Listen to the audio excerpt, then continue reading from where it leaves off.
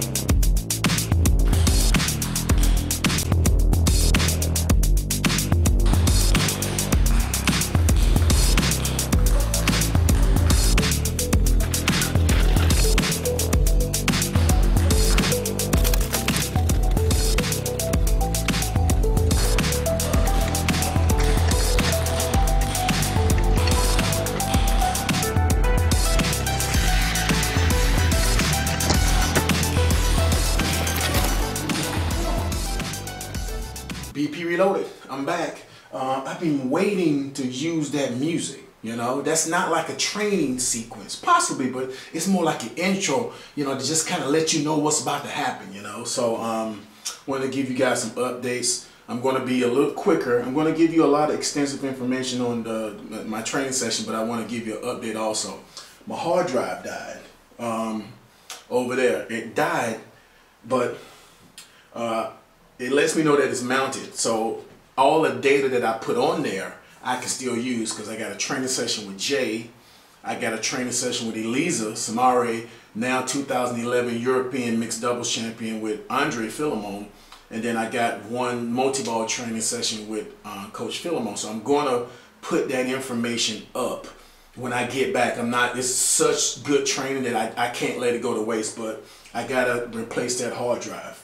So I do have some updates.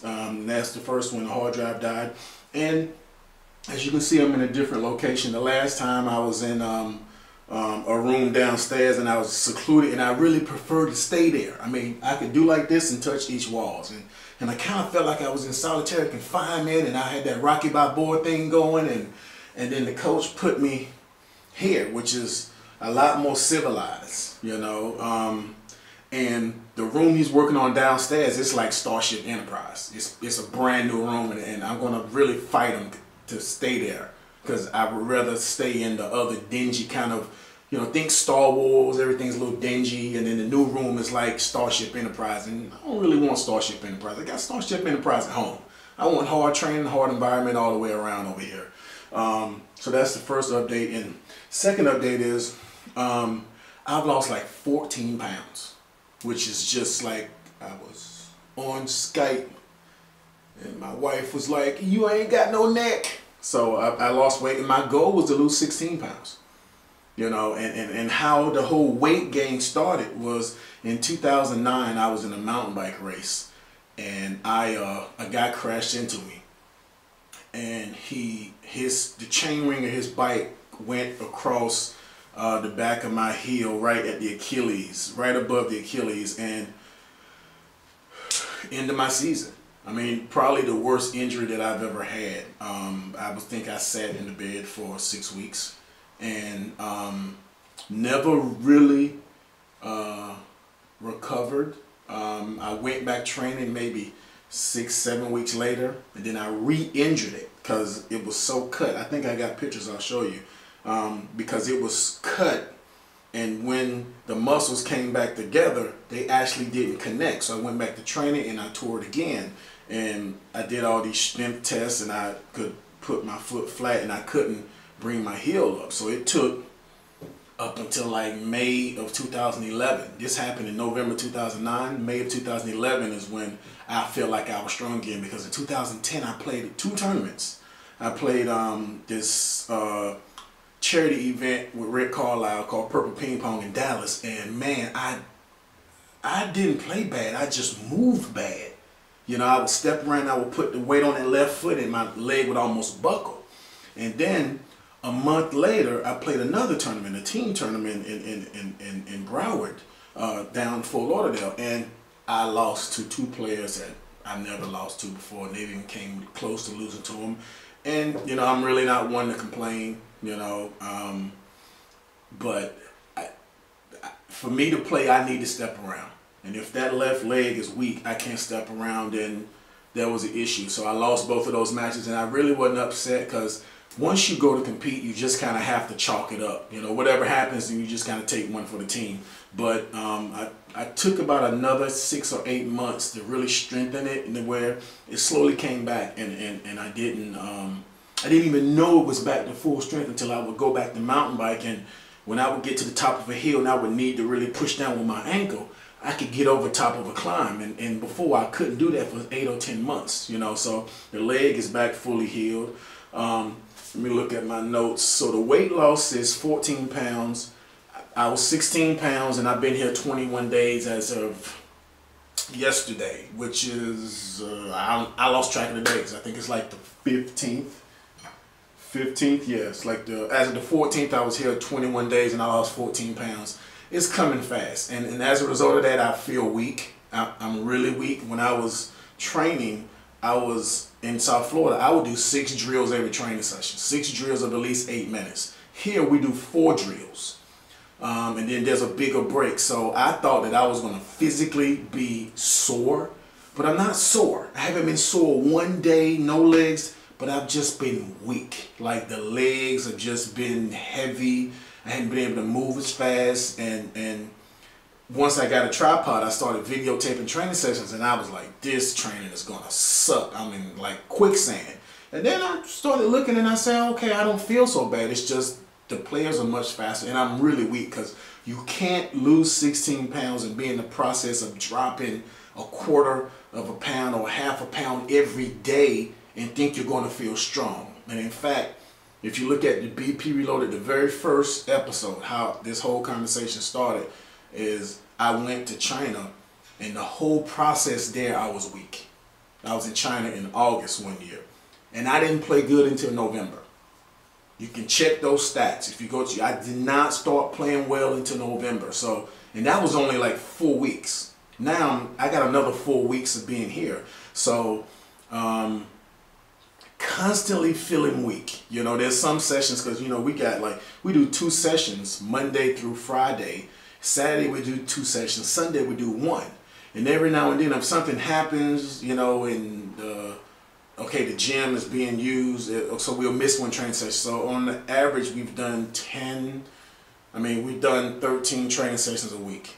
You know, that's over 2.5 hours each time, because I stay, do sit-ups, put-ups, calisthenics, do footwork training. So I'm in there a lot of times by myself. So I still haven't felt good yet. You know, if I take like 1 session off, the next day I'll say, okay, I start to feel good. But then when I do that second session again, I go back the next day and I'm back to weak again. So, but looking at as you can see from this video that I'm about to show you, or the highlights I already showed you, it looked good, but I didn't feel good because I'm just so tired, you know. So I don't know how much more weight I'm going to lose. I mean, 16 pounds and 14 pounds in 21 days is just tremendous, you know. And here's a typical meal in the morning. That you got the cafeteria here. They'll give you a cut piece of bread and some kind of turkey or salami, and then like cheese. Then they give you a really nice cup of tea. I look for that tea every morning. And then for lunch, here's a typical lunch. Check it out. Okay, here's a typical lunch. That would be chopped cabbage with some salt and pepper in it, and maybe a little bit of like vinaigrette dressing, but light, not even enough to make a difference as far as fat. And then some chopped sauteed, I think that is pork. It's not chicken. And then I think this is chicken noodle soup. That's normally what I get. Normally get chicken noodle soup, but let's see. Oh, today's special. I got meatballs and then an apple. So this is a typical lunch for me, and then I'll take you through a dinner also. Okay, now here's a typical dinner. Check it out. And I think it's just like chicken and maybe some type of rice. If it's not a rice, it's always chopped up cabbage, and then they always give me a banana and some yogurt on the side. So that's kind of a typical day, and that's reduced my calories just tremendously. And the main reason I'm losing weight is just I'm training so often, and then you go to eat, you just don't have an appetite. You know, eat at 7:15, train from 8 to 10:30. You know, eat lunch at 11 o'clock. Don't eat a lot, and then train again from 4 to 6:30. Eat dinner at 6:35, and then around 10 o'clock I'm starving. Just because now that my body's had a chance to acclimate and move away from all the exercising, it says, okay, now I want nutrients. So I've been putting bananas and apples and yogurt in the fridge just so I can have something light to snack on at night. So that's kind of a typical day with the food. And they don't have like the best produce. And since I've been up here, I've been stalking this this garden. Check out this garden right here. And man, I've been stalking that garden over there. See that garden? Man, I've been wanting to go over there and like steal some produce at night. But look at that German Shepherd. All he do is bark. So that's keeping me away from the garden. I'm gonna get them damn tomatoes. I'm gonna get them tomatoes before it's over. I gotta find a hot dog or something to give him. Burr! Burr! See, he can't even hear me. He don't even care. Okay, that is that's the garden, and I need some tomatoes in my salad. So that's why I've been looking at it, but I don't know how to get past that damn dog. I don't know how, but help me out. Now I wanted to give you a little tour of my room and kind of my living quarters. Check it out. A tour of my room. Those are my vitamins. Next episode, I'll give you a play-by-play breakdown of all the vitamins that I'm taking, that I'm here. And here's another room I share. Here's the bathroom. It's more like a community bathroom. And after practice, I just like sit right there in just cold water. Well, that sounded kind of funny, so I'm not even gonna get into that. After I get finished practicing, I put my shoes there because I'm soaking my shoes out of every training session. Here's the washing machine. Those are dirty clothes. These are the clean clothes. There's a dryer out in the hall, but I don't like to use it. So I just rather air dry all my shirts and stuff. And this is where I put all my other shirts also. And here's my little fridge. Okay, so that's kind of like my little place, and I hope I stay here or I go back to the dungeon for the next 4 weeks. It's the 15th now, I leave on the 17th, so I got another 4 weeks. And if I lose, I don't want to lose no more weight. I mean, I probably got 3 to 4 to lose, but if I lose like 8 or 10, I'm gonna be looking like a crackhead. I mean, we'll have to see. Now up to the training session, I did this training session with Lucian. We call him Lucian, but he's a really solid practice partner. So here's some highlights from us just warming up, hitting forehands and looping.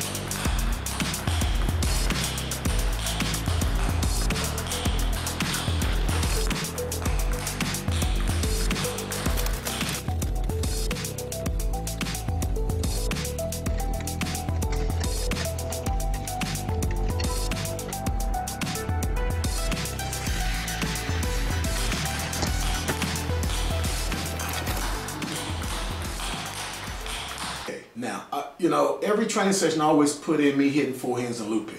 And the reason I always put in the looping is there's one thing, because somebody asked me a question, man, every time, why you got to start out with forehand hits and forehand loops? That's so basic.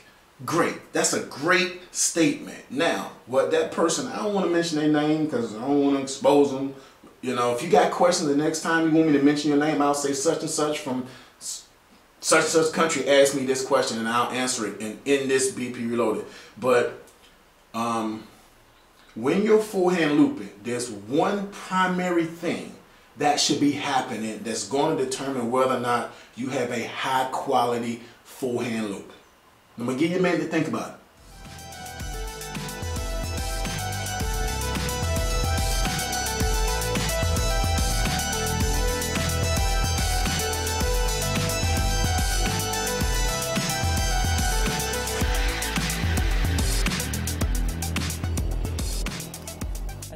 Of course you don't know. That's why you're watching. Now, when you make contact with your forehand loop, both of your feet should not be on the ground.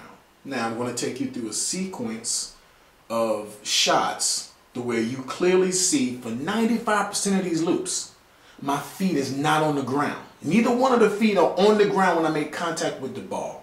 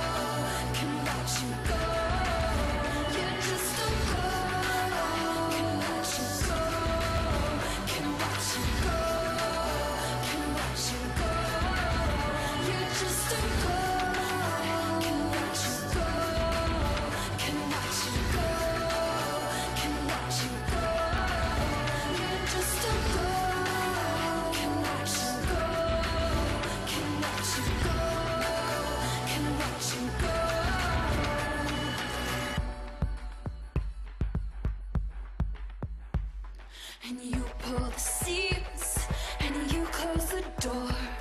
My mind is made up, won't take anymore. The honest love that I fought you for, I made you more. I made you more. I made you more. You just don't go.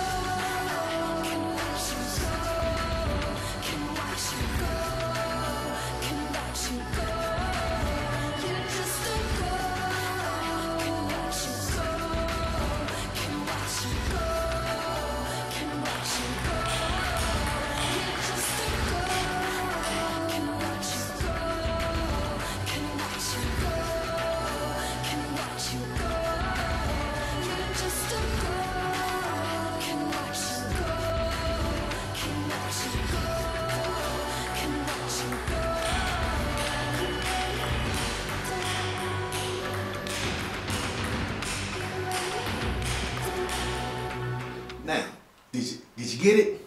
Did you hear it? Did you see it? Okay, great. So when you're forehand looping or forehand countering, just make a note that when you make contact, you're shifting from right to left because, you know, from a standpoint of being a kinesiologist, just understanding the way the body works, the most energy is transferring when you're not planted. When you look at me making a shot here to there, going back here to there, all that energy goes into the ball. So that's just one of those things that you need to keep, like, you know, like a note of. And here's us just playing backhands and really me getting more comfortable. As you can see with the pips, I'm a little bit more comfortable.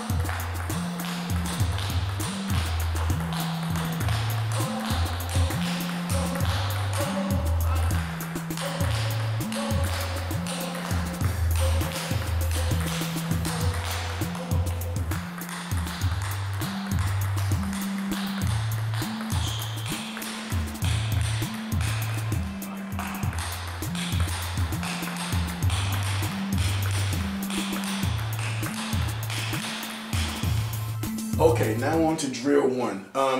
For the first drill, I serve, and it's probably one of the drills I did with Peter Paul, but we played free. But in this drill, I serve, either pushes middle, forehand, come back to the backhand, or forehand, middle, come back to the backhand. But after he comes back to the backhand, he plays the ball random, and I play to his forehand. And, you know, when I did this drill, I felt so slow.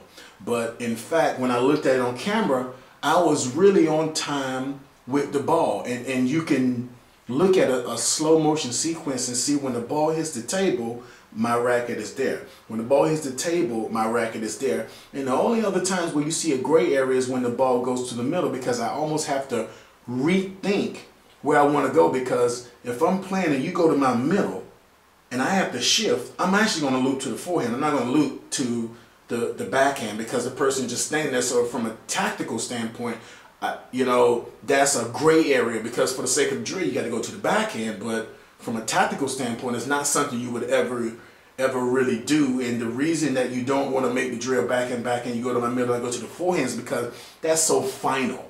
You do that, the point is about to be over. I'm going to beat the person, or the person's going to make a good counter loop, but it doesn't create the continuity. So I don't really add it. But in competition, I'm going to go to the middle or the forehand. You know, so take a look at this sequence and just kind of get an idea of like the flow that I created.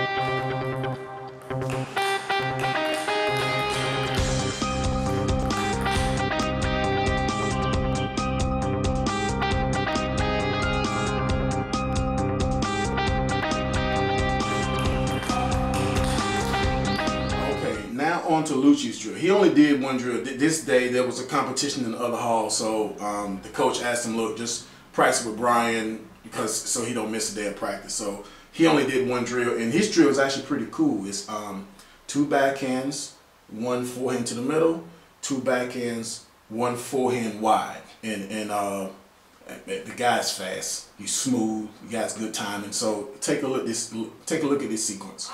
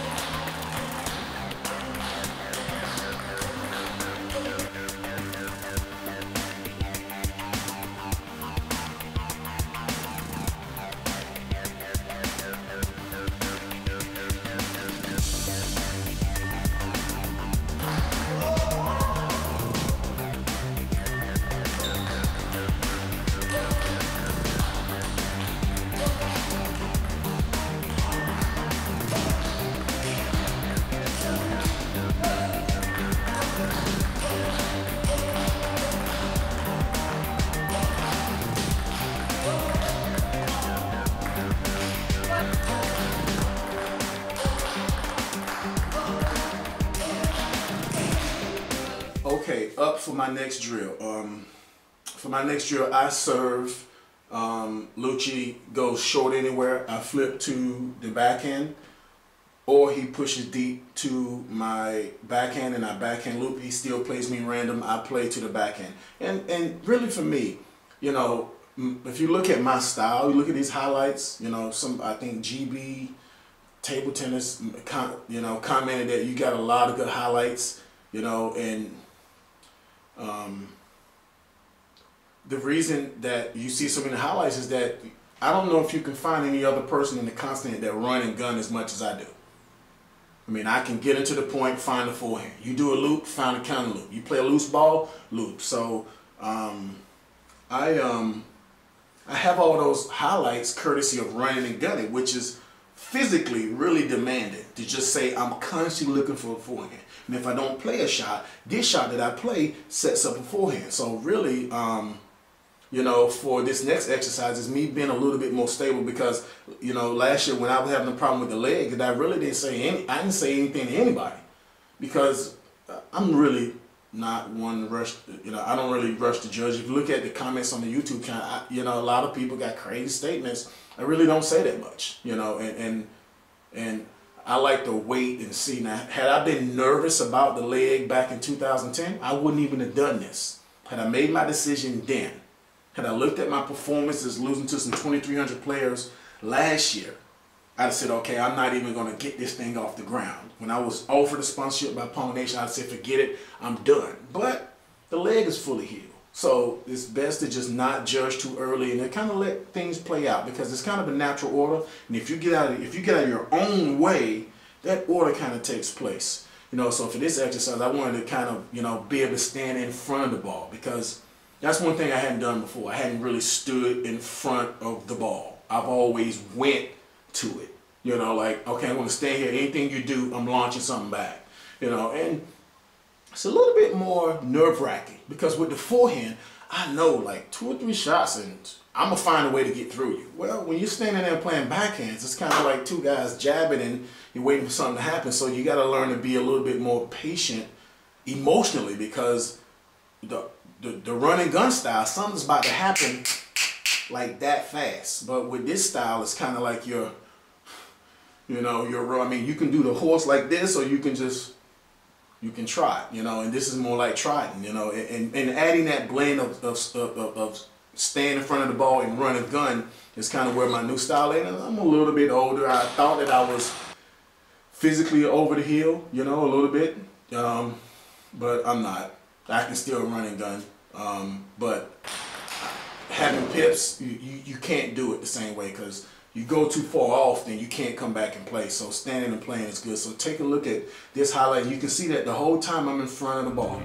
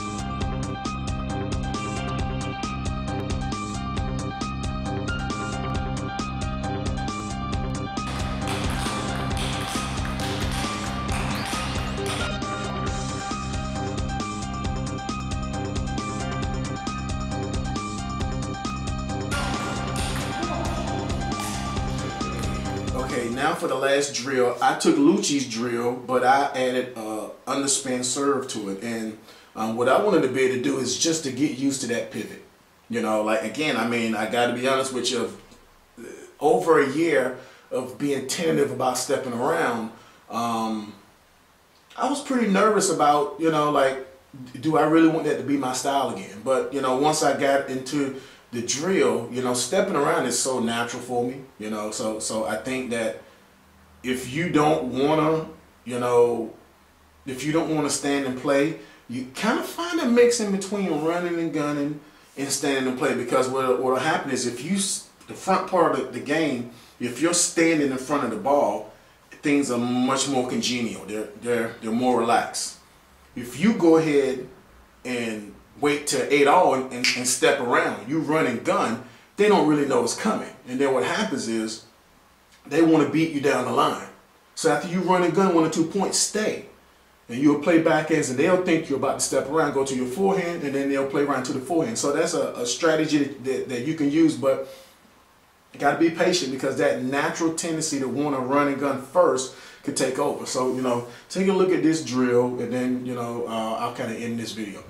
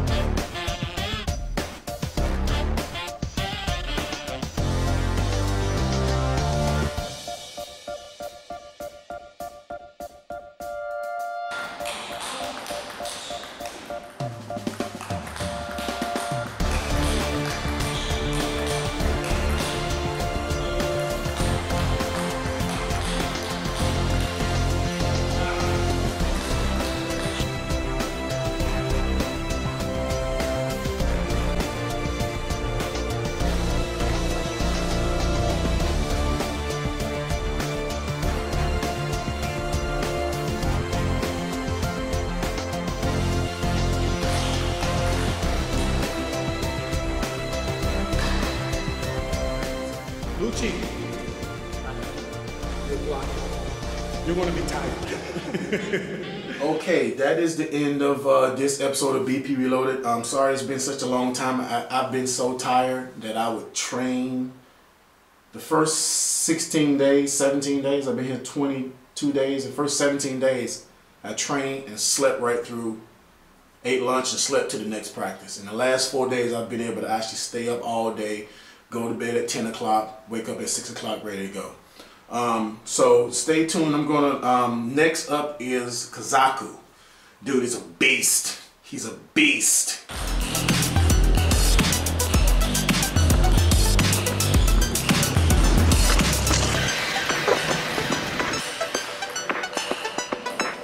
So, I'm gonna put up a nice training session with him, and then I'm gonna give you like a typical day from the moment I wake up, how I get ready, go eat breakfast, go to practice, come back, eat, nap, to kind of give you, you know, kind of a day in the life, because I think for most people I'm talking to, I don't know if anybody's doing this, which is crazy, you know, because I had a nice lifestyle before. Wake up in the morning, go to Starbucks with my wife, she'd get the drink, I was just there. I'd go to practice, I'd coach Yuri and Anna, then I train with Richard, then I do some editing, I go on the message boards and answer questions about my DVDs, get a couple sales, coach a little bit more, go home, watch Basketball Wives. That's a pretty good day. This is like wake up, loop, serve, footwork, eat, take a nap, wake up. I mean, it's pretty hysterical. I'm like, I'm never doing this again, ever. This is so boring. You know, like, yeah, I could go out. I'm too tired to go out. They say, oh, you want to go to the mall? and walk on these legs that's tired? Hell no. So stay tuned to the next episode of BP Reloaded. Peace.